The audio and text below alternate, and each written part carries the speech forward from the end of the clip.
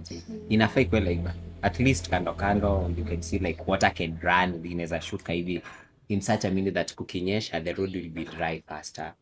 If it's not tarmac, if it's graded, that is. I also feel like pia drainage ya shamba unafaa uangalie topography like the topography is how is the land, especially how is the land nini. But sasa hapo when it comes to topography, it normally depends on the purpose ama the use of the land, because kama ni it can be either agriculture ama residential. Kama wale watu wa Mwea, of course wata prefer that is a very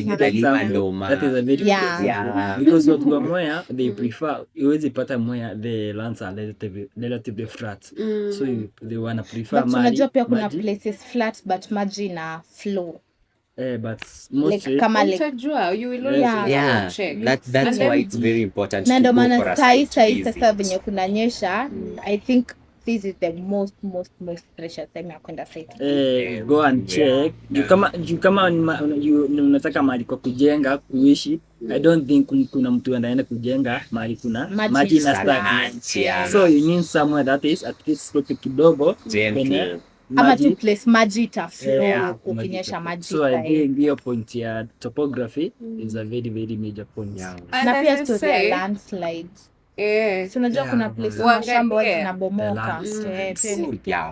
But I think when it comes to landslides, it normally depends on the soil types. Because unapata some areas like nasikianga ni areas in Murang'a, Kiambu, they mostly Murang'a sana unajua Murang'a ni kama but ni ngumu sana kusikia landslide mahali kama Ukambani because of the soil. So ina drain maji but hizo ma soil so before uende unajua like this area how safe it is, how safe iko juu sasa unaweza enda some areas unapata umenunua shamba landslide iko unaamka the following day unapata shamba unajipata mkishashuka kwa maji. That is a very important point when it comes to topography. So you should consider wakati unanunua shamba topography inafaa kuwa aje. And that is why here at Azima we offer free site visits from daily every day from 8 to 5 now p.m. site visits are just free. You just book with us,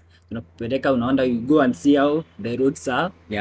Hata si lazima ubuku, unaweza kuja tu ukiamka ujisikie unataka kwenda site, wewe kuja tu tunakupeleka site. And probably unajiuliza hizi plots zetu ziko wapi? We are located in Kikuyu Kamango. That is where most of our projects are, and you just come. They are very good for residential, and you can also farm. You can also if you want to reinvest, that is a very good opportunity for you to come invest with us, and you will not regret. You can call us on 0704 281 000.